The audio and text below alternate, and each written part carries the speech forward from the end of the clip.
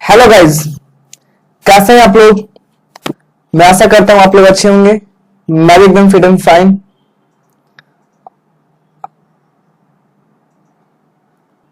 आज के इस लेक्चर में हम लोग फीमेल रिप्रोडक्टिव सिस्टम के बारे में पढ़ने वाले हैं। लास्ट क्लास में हमने मेल रिप्रोडक्टिव सिस्टम के बारे में डिस्कस किया था।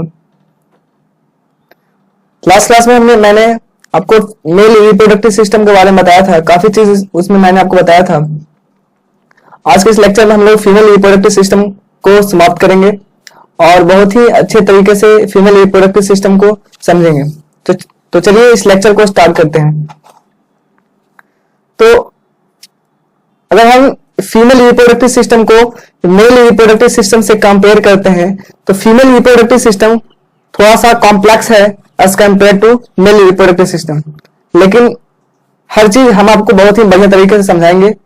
कहीं भी आपको दिक्कत नहीं होगी। तो ये जो डायग्राम आपको दिख रहा है स्क्रीन पे, बेसिकली ये क्या है, फीमेल रिप्रोडक्टिव सिस्टम का एक डायग्राम है। इनमें कई सारे ऑर्गन्स आते हैं, कई सारे ऑर्गन्स इंवॉल्व होते हैं, जैसे कि fallopian tube, ovary, cervix, uterus, vagina. This all are the various female reproductive parts of female reproductive parts. लेकिन हर एक पार्ट्स को हम आपको डिटेल में समझाएंगे कि ओवरी आखिर क्या, ओवरी का क्या फंक्शन है, फैलोपियन ट्यूब का क्या फंक्शन है, यूट्रस बेसिकली क्यों, यूट्रस का काम क्या है, वजाइना का काम क्या है। हर एक पार्ट्स को हम लोग क्या करेंगे, डिटेल में डिस्कशन करेंगे। तो चलिए स्टार्ट करते हैं।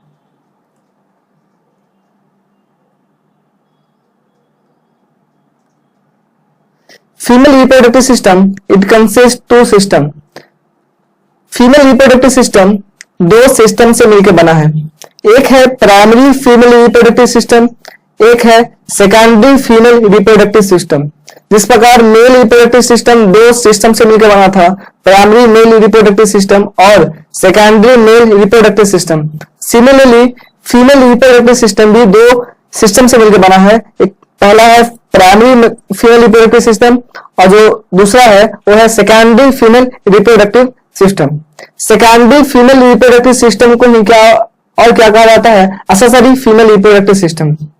तो प्राइमरी में कौन कौन से ऑर्गन आते हैं और सेकेंडरी में कौन कौन से ऑर्गन आते हैं, ये हम अभी देखने वाले हैं। तो primary female reproductive system it consist only one organ.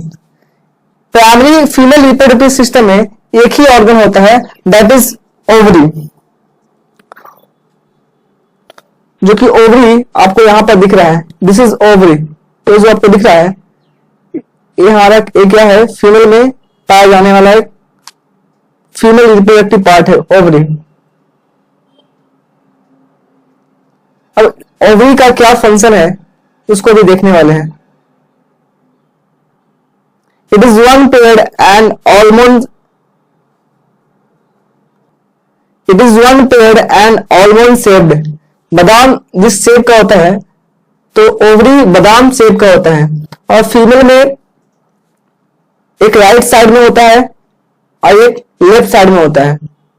यानी ओवरी फीमेल के बॉडी में दो होते हैं, एक राइट साइड में होता है और एक लेफ्ट साइड में होता है। It is also called primary female sex organ. Ovary को प्राइमरी फीमेल सेक्स ऑर्गन भी कहा जाता है, क्योंकि जो ओवरी है दो फंक्शन को परफॉर्म करता है। तो दो फंक्शन क्या क्या है, तो जो पहला फंक्शन है, it produces female sex gamete called ओवा और एग्स। ओवरी क्या करता है, एक सेक्स गैमेट्स को रिलीज करता है, प्रोड्यूस करता है। उस सेक्स गैमेट्स का नाम है ओवा या एग। अब कहीं बुक में दिया होता है ओवम, ओवा, एग्स, तो कंफ्यूज नहीं रहा है। ओवम एक सिंगुलर वर्ड है और ओवर क्या है, तो ova is a plural word और एग्स भी क्या है, एक तरह का प्लूरल वर्ड है। जो दूसरा फंक्शन है जो कि ओवरी परफॉर्म करता है, it secretes to female sex hormone called estrogen and progesterone. दो तरह का हार्मोन रिलीज करता है ओवरी, एक हार्मोन का नाम है एस्ट्रोजन और जो सेकंड हार्मोन का नाम है वो है प्रोजेस्टेरोन। तो इससे तो चूंकि ओवरी दो फंक्शन को परफॉर्म करता है, पहला क्या करता है तो फीमेल सेक्स गैमेट्स को रिलीज करता है और दूसरा फंक्शन क्या है तो दो फीमेल सेक्स हार्मोन को रिलीज करता है, एक का नाम है एस्ट्रोजन और दूसरा का नाम क्या है प्रोजेस्टेरोन। इसीलिए इसको प्राइमरी फीमेल सेक्स ऑर्गन कहा जाता है because of it performs dual function. तो this is all about ovary. Ovary जैसा कि अभी हमने बताया कि ओवरी फीमेल के बॉडी में दो होता है, एक लेफ्ट साइड में होता है एक राइट साइड में होता है। तो ओवरी एक सिंगल वर्ड है, लेकिन वाई को हटाकर अगर आप IES लगा देते हैं ओवरीज, तो ओवरीज क्या हो जाएगा तो ovaries is a plural word. Now एक नोट पॉइंट है आपके लिए, ovary is called primary female reproductive organ और प्राइमरी फीमेल गोनाड। अभी हमने आपको बताया कि ओवरी को प्राइमरी फीमेल रिप्रोडक्टिव ऑर्गन कहा जाता है, लेकिन प्राइमरी फीमेल रिप्रोडक्टिव ऑर्गन ना बोलकर कभी कभी इसको प्राइमरी फीमेल गोनाड भी कहा जाता है। एक नोट पॉइंट आपके लिए है, formation of ovum starts in female foetus even before birth. Male में स्पर्म का फॉर्मेशन हमेशा होते रहता है, लेकिन फीमेल में ओवम का फॉर्मेशन हर समय नहीं होता है। जब बेबी फीमेल बॉर्न में होती है उस टाइम ही ओवम का फॉर्मेशन हो जाता है, यानी at the time of birth a female has already 2 to 3 lakhs immature over in her ovaries. जब बेबी का जन्म हो जाता है तो उस बेबी के पास ऑलरेडी उसके ओवरीज में 2 से 3 लाख इमैच्योर ओवर ऑलरेडी उसमें क्या होता है प्रेजेंट होता है, यानी फीमेल में ऑलरेडी ओवम वो उसके ओवरी में प्रेजेंट होता है, जो कि ऐसा मेल में नहीं होता है। मेल में स्पर्म का फॉर्मेशन होते रहता है। And this immature egg start mature when the female attain puberty. जैसे ही महिला पुबर्टी अटेन करती है तो ये जो इमैच्योर ओवा है वो मैच्योर होना स्टार्ट हो जाता है, यानी मैच्योर होकर वो बाहर रिलीज होना स्टार्ट। हर एक अल्टरनेट मंथ पे एक ओवम ओवरी से बाहर आता है। अगर इस मंथ एक ओवा राइट ओवरी से अगर रिलीज हुआ है तो अगले मंथ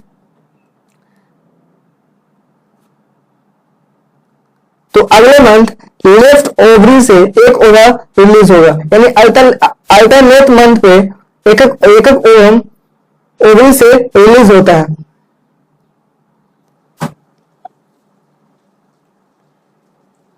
अगर इस मंथ इस ओवरी से एक ओवा बाहर आया है तो अगले मंथ क्या होगा, इस ओवरी से ओवम एक ओवम बाहर आएगा।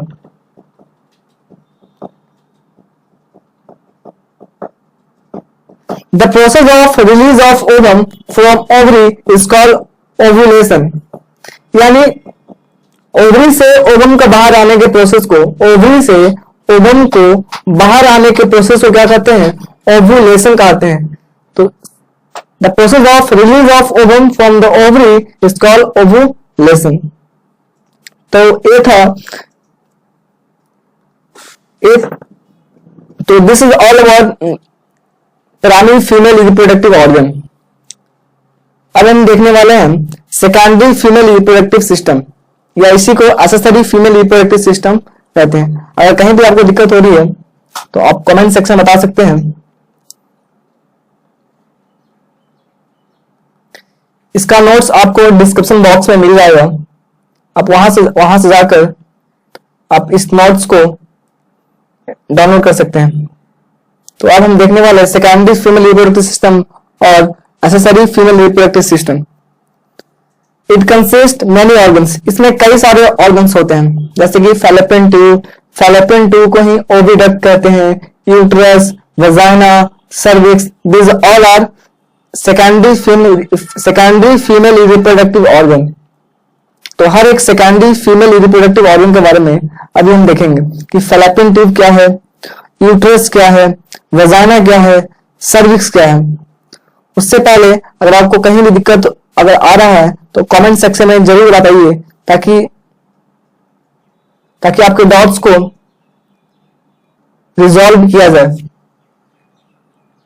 पहला जो सेकेंडरी फीमेल रिप्रोडक्टिव ऑर्गन है वो है ओविडक्ट। ओविडक्ट को ही फैलोपियन ट्यूब कहा जाता है।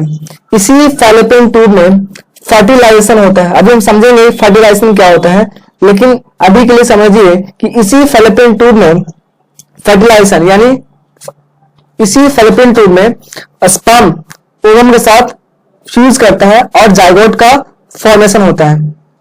तो oviduct are one paired and it is about 12 centimetre in length. जिस प्रकार ओवरी फीमेल के बॉडी में 2 होता है, उसी सिमिलरली ओविडक्ट भी फीमेल के बॉडी में 2 होते हैं। एक राइट साइड होता है और एक लेफ्ट साइड होता है, और 12 सेंटीमीटर लंबा होता है। ओविडक्ट कितना सेंटीमीटर लंबा होता है? तो 12 सेंटीमीटर लंबा होता है। अब जब हम फिगर में इसको देखते हैं, फिगर में इसको देख के समझते हैं। तो ये जो आपको दिख रहा है, दिस इज फैलोपियन ट्यूब। एक राइट साइड में होता है और एक लेफ्ट साइड में होता है। तो फीमेल के बॉडी में 2 फैलोपियन ट्यूब होता है, एक राइट साइड में होता है, एक लेफ्ट साइड में होता है। जिस प्रकार ओवरी एक राइट साइड में होता है और एक लेफ्ट साइड में होता है। Each fallopian tube has a funnel-shaped opening near ovary, which is called fimbriae. The main function of fimbriae is to catch ovum released from ovary and push it into fallopian tube. इसका मतलब क्या है? अभी हम figure से इसको समझेंगे।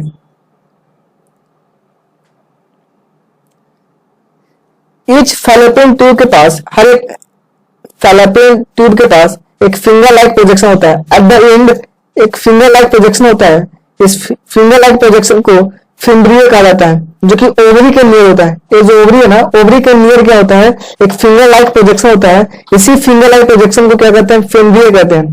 अब फिम्ब्रिए करता क्या है? ओवरी से जो ओवम रिलीज होता है उसको कैच करने में मदद करता है, और उसको कैच करके उसको फॉरवर्ड यानी आगे की ओर फैलोपियन ट्यूब में उसको भेज देता है। यानी कैच करने का काम किसका है? तो फिम्ब्रिए का है। और फिम्ब्रिए किसका पार्ट है? तो फैलोपियन ट्यूब का पार्ट है, यानी लोअर इन पार्ट है, जो कि फिंगर लाइक प्रोजेक्शन होता है। फिंगर लाइक प्रोजेक्शन होता है, और वो क्या करता है? ओवरी से जो रिलीज होता है उसको कैच करने में हेल्प करता है। तो फिम्ब्रिए भी 2 होता है, एक राइट साइड में होता है, एक राइट साइड में होता है और एक लेफ्ट साइड में होता है। It is a site where fertilization takes place. इसी फैलोपियन ट्यूब में फर्टिलाइजेशन होता है। फर्टिलाइजेशन करने का मतलब यहीं पर स्पर्म और ओवम का मीटिंग होता है, और दोनों मिलके जाइगोट का फॉर्मेशन करता है।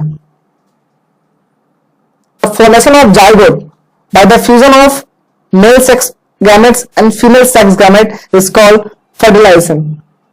यानी जाइगोट का बनना, जाइगोट कब बनता है? जब after the fusion of male sex gamete and female sex gamete, and this process is known as fertilization. तो this is all about fallopian tube. अब हम देखेंगे uterus. Uterus, it is a single pear-shaped, highly muscular, hollow structure which is present in pelvic cavity.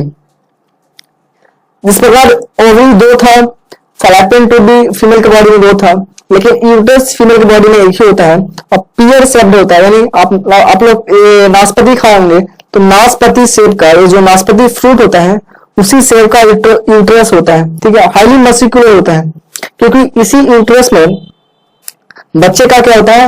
यानी baby का development होता है। तो इसलिए यूट्रस हाईली मस्कुलर होता है, और एक और क्या होता है? हॉलो स्ट्रक्चर होता है।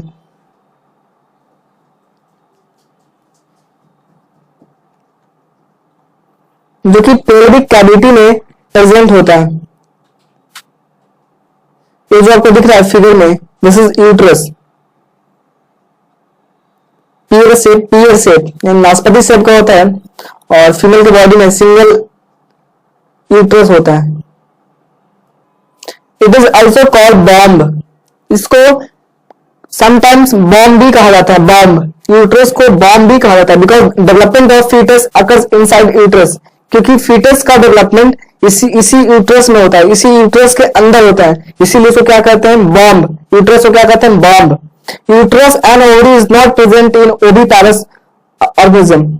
आपको जैसा कि पता होगा कि ओविपारस ऑर्गेनिज्म वैसे ऑर्गेनिज्म कहते हैं जो अंडा देते हैं, जैसे कि वर्ड्स, स्नेक एक्सेट्रा, और भी कई ऐसे ऑर्गेनिज्म हैं जो अंडे देते हैं। उनमें से वर्ड्स भी एक ऐसा ऑर्गेनिज्म है जो अंडा देता है, अंडा देती है, स्नेक भी अंडा देता है, और भी कई ऐसे ऑर्गेनिज्म हैं। तो ओविपारस ऑर्गेनिज्म में ना तो यूट्रस होता है और ना तो ओवरी होता है, ये दोनों क्या होते हैं, एब्सेंट होते हैं, किसमें, ओविपारस ऑर्गेनिज्म में जो अंडे देते हैं। Uterus is present in viviparous organism. Viviparous organism उस ऑर्गेनिज्म को कहते हैं जो एक यंग वंस को क्या करता है, जन्म देते हैं। ऐसे ऑर्गेनिज्म को विविपारस ऑर्गेनिज्म कहते हैं। तो यूट्रस विविपारस में प्रेजेंट होता है, जैसे कि एलिफेंट, कॉ, ह्यूमंस एक्सेट्रा, और भी ऐसे ऑर्गेनिज्म हैं जो एक यंग वंस को जन्म देते हैं। इनमें से एलिफेंट भी विविपारस ऑर्गेनिज्म है, कॉ भी विविपारस है, ह्यूमंस भी क्या है, विविपारस है। तो विविपारस ऑर्गेनिज्म में यूट्रस प्रेजेंट होता है। यूट्रस के जस्ट नीचे एक, यानी the lower part of uterus को क्या कहते हैं, सर्विक्स। अभी इसको फिगर में आपको दिखाते हैं। यूट्रस का जो लोअर पार्ट है इसको सर्विक्स कहा जाता है। This is cervix. The lower part of uterus is known as cervix.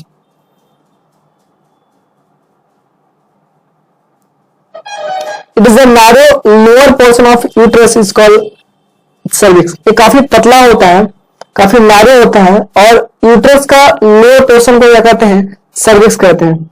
उसके बाद जो द सर्विक्स के नीचे भी, यानी the lower portion of cervix, देखो यूट्रस के लोअर पोर्शन को सर्विक्स कहते हैं, और सर्विक्स के लोअर पार्ट को वजाना कहते हैं।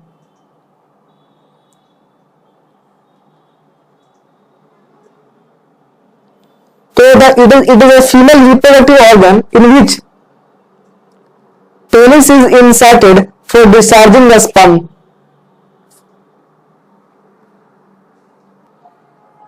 वजाना ही फीमेल का वो रिप्रोडक्टिव ऑर्गन है जिसमें मेल क्या करता है, अपने पेनिस को इंसर्ट करता है फॉर डिस्चार्जिंग द स्पर्म, यानी स्पर्म को डिस्चार्ज करने के लिए मेल क्या करता है, इसी ऑर्गन में, इसी वजाना में अपने स्पर्म्स को, अपने पेनिस को इंसर्ट करता है for the discharging the sperm.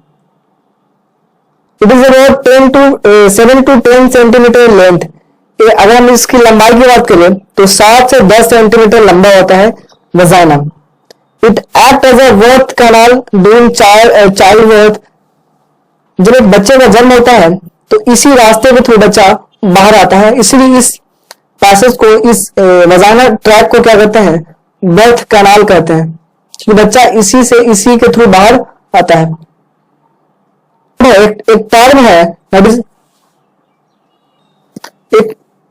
एक टर्म है दैट इज पार्सुडेशन। इस टर्म का मतलब होता है the coming out of baby from the womb is known as parturition, यानी बेबी को बॉम्ब से बाहर आना ही क्या कहलाता है, parturition. It also provides passage for menstrual flow. जब फीमेल में एएमसी होता है तो एएमसी के दौरान इसी पैसेज के थ्रू जो मेंस्ट्रुअल फ्लो, इसी रास्ते के थ्रू मेंस्ट्रुअल फ्लो होता है। तो it also provide passage for menstrual flow. अब जो नेक्स्ट टॉपिक है, that how does fertilisation occurs in fallopian tube. किस प्रकार फैलोपियन ट्यूब में फर्टिलाइजेशन होता है, यानी किस प्रकार मेल सेक्स सेल यानी स्पर्म आकर ओवम के साथ फ्यूज करता है और जाइगोट का फॉर्मेशन करता है, और किस प्रकार एक बच्चे का, एक फीटस का निर्माण होता है, एक इंद्रियों का निर्माण होता है। ड्यूरिंग सेक्सुअल इंटरकोर्स, यानी जब एक मेल और एक फीमेल का सेक्सुअल मीटिंग होता है तो millions of sperm goes inside through vagina. एक चीज को याद रखिएगा, जब स्पर्म मेल के सॉरी जब स्पर्म फीमेल के फैलोपियन ट्यूब में जाता है तो स्पर्म फैलोपियन ट्यूब में 72 घंटा एक्टिव होता है, यानी 72 घंटों तक वो एक्टिव रहता है किसमें, फीमेल के फैलोपियन ट्यूब में। तो ड्यूरिंग सेक्सुअल इंटरकोर्स जब एक मेल और एक फीमेल का जब सेक्सुअल मीटिंग होता है तो millions of sperms goes inside through vagina के through millions of sperms female reproductive organ में जाता है, but only one sperm meet with ovum. लेकिन मिलियंस ऑफ स्पर्म में मात्र एक ही स्पर्म किसके साथ मीट करता है, ओवम के साथ, और बाकी जो रिमेनिंग जो स्पर्म्स होते हैं वो डिस्ट्रॉयड हो जाते हैं। तो एक ही स्पर्म ओवम के साथ फ्यूज करता है, यानी उसके साथ मीटिंग होता है। और एक चीज याद रखिएगा, जब ओवरी से ओवम बाहर आता है और फैलोपियन ट्यूब में आता है तो ओवम फैलोपियन ट्यूब में 24 घंटा यानी 24 आवर्स के लिए क्या रहता है, वो एक्टिव रहता है इन फैलोपियन ट्यूब। कौन, ओवम, किसमें, फैलोपियन ट्यूब में। एंड फ्रॉम जाइगोट और फर्टिलाइज, जब स्पर्म ओवम के साथ फ्यूज करता है, जब उसका मीटिंग होता है तो फैलोपियन ट्यूब में वो क्या फॉर्म करता है, जाइगोट। इसी जाइगोट को फर्टिलाइज्ड एग कहते हैं। तो sometime zygote is also known as fertilised egg. And एक नोट पॉइंट आपके लिए है, the process of formation of zygote by the fusion of sperms and ovum, then it is called fertilisation. Zygote का बनना कब, जब स्पर्म और ovum का मीटिंग होता है। स्पर्म और ओवम के मीटिंग से जाइगोट के बनने के प्रोसेस को क्या कहते हैं, फर्टिलाइजेशन कहते हैं। तो फर्टिलाइजेशन वो वर्ड है, वो टर्म है जिसमें स्पर्म और ओवम का मीटिंग होता है और जाइगोट का फॉर्मेशन होता है। This zygote divide itself and cell division occurs in zygote and form embryo. ये जो जाइगोट है धीरे धीरे खुद को बड़ा करता है, यानी इसमें सेल डिवीजन होता है, और सेल जैसे ही इसमें सेल डिवीजन होता है इसका साइज बढ़ता है और धीरे धीरे बढ़ते क्या फॉर्म करता है, तो एम्ब्रियो का फॉर्मेशन करता है। तो दिस जाइगोट डिवाइड इटसेल्फ, ये जो जाइगोट है खुद को डिवाइड करता है, यानी सेल डिवीजन होता है इसमें, और सेल डिवीजन होने के बाद धीरे धीरे बड़ा होता है और एम्ब्रियो का फॉर्मेशन करता है। तो 0 से लेकर 14 डेज तक जाइगोट रहता है, यानी जिस दिन मेल सेक्स सेल यानी स्पर्म और ओवम का मीटिंग हुआ है उस दिन से लेकर 14 दिन तक किस फॉर्म में रहता है, तो जाइगोट फॉर्म में रहता है। जैसे ही 15वां दिन से लेकर 3 मंथ तक वो किस फॉर्म में रहता है, तो एम्ब्रियो फॉर्म में रहता है, यानी एम्ब्रियो के रूप में रहता है। और जैसे ही 4 मंथ से लेकर 9 मंथ यानी 4 महीना से लेकर 9 मंथ तक वो किस फॉर्म में रहता है, फीटस। 9 मंथ के बाद वो उसका क्या होता है, उस फीटस का क्या होता है, डिलीवरी हो जाता है, यानी उसका बच्चा बाहर बॉम्ब से आ जाता है। तो 4 मंथ से लेकर 9 मंथ तक वो किस फॉर्म में रहता है, तो फीटस के फॉर्म में। और जैसे ही फीटस बाहर आता है तो देन वी कॉल चाइल्ड, तो उसको क्या कहते हैं, चाइल्ड कहते हैं। जब एक माँ प्रेग्नेंट होती है तो जब तीसरा मंथ चलता है, इसी माँ का जब तीसरा मंथ चलता है तो special structure form is called placenta. माँ एक महिला के बॉर्न में जब तीसरा मंथ स्टार्ट होता है तो महिला के बॉर्न में यूट्रस में एक स्पेशल स्ट्रक्चर फॉर्म एक स्पेशल स्ट्रक्चर का निर्माण होता है, एक फॉर्मेशन होता है। उस स्पेशल स्ट्रक्चर को क्या कहते हैं, प्लासेंटा। ये जो आपको रेड कलर का आपको दिख रहा है figure, this is called placenta, इसी को प्लासेंटा कहते हैं। तो ये प्लासेंटा करता क्या है, this placenta provides food and nutrients to the baby through a cord which is called umbilical cord. ये प्लासेंटा क्या करता है, बच्चे को फूड और न्यूट्रिएंट्स प्रोवाइड करता है, बच्चे को बेबी को फूड और न्यूट्रिएंट्स प्रोवाइड करता है। जो माँ खाती है जो माँ खाती है बच्चों को भी वही मिलता है। तो बच्चों तक कैसे पहुंचता है? तो बच्चों को, बेबी को प्लासेंटा क्या करता है? फूड और न्यूट्रिएंट्स प्रोवाइड करता है। और किसके थ्रू? तो बेबी के नाभि से, और बेबी के नाभि से एक कोड निकलता है जो कि प्लासेंटा के साथ अटैच होता है, जिसको हम अम्बिलिकल कोड कहते हैं, जो कि आपको फिगर में दिख रहा है। आपको ये जो कोड दिख रहा है, आपको code, this is called umbilical cord. इसी अम्बिलिकल कोड के थ्रू प्लासेंटा से बेबी के अंदर फूड और न्यूट्रिएंट्स आता है और बेबी को एनर्जी मिलता है। और बेबी को क्या मिलता है? एनर्जी मिलता है। एक टर्म है दैट इज जेसेशन। जेसेशन क्या होता है? It is the period between conception and birth. यानी जैसे ही जिस दिन से फर्टिलाइजेशन से लेकर बर्थ तक, यानी एक बच्चे का जन्म तक का जो पीरियड होता है, इसी को हम क्या कहते हैं? जेसेशन कहते हैं। यानी जिस दिन फर्टिलाइजेशन होता है, यानी जिस दिन जाइगोट का फॉर्मेशन होता है, उस टाइम से लेके एक बच्चे का जन्म तक का जो पीरियड होता है, इसी को कहते हैं जेसेशन। नॉर्मली इसको जेसेशन को क्या कहते हैं? प्रेगनेंसी कहते हैं। नॉर्मली इसको क्या कहा जाता है? प्रेगनेंसी। तो ये जो जेसेशन है, ये बहुत ही कॉम्प्लेक्स वर्ड नहीं है, प्रेगनेंसी का ही साइनोनिम्स है। और वर्ड, एक और टर्मिनोलॉजी आपको याद रखना है, that is parturition. The coming out of baby from embryo from born is called parturition. यानी बेबी को बाहर आना, कहां से? बॉर्न से, यूट्रस से। यानी फीमेल के बॉर्न से, यूट्रस से बेबी को बाहर आना ही क्या कहलाता है? Parturition. During pregnancy two different types of hormone work. Pregnancy के दौरान दो तरह का हार्मोन काम करता है। एक का नाम है ऑक्सीटोसिन हार्मोन, और जो सेकेंड हार्मोन है दैट इज रिलैक्सिन हार्मोन। ये दोनों हार्मोन क्या करता है ड्यूरिंग प्रेगनेंसी? तो ऑक्सीटोसिन क्या करता है? It is a type of hormone which push the baby during pregnancy. Pregnancy के दौरान ये ऑक्सीटोसिन क्या करता है? बेबी को पुश करता है आगे की ओर, ताकि बेबी बाहर आ सके।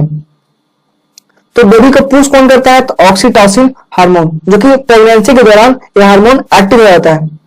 रिलैक्सिन हार्मोन क्या करता है? It is a type of hormone, this is a typing mistake, यहाँ पे और की जगह ई होगा, तो आप इसको सुधार लीजिएगा,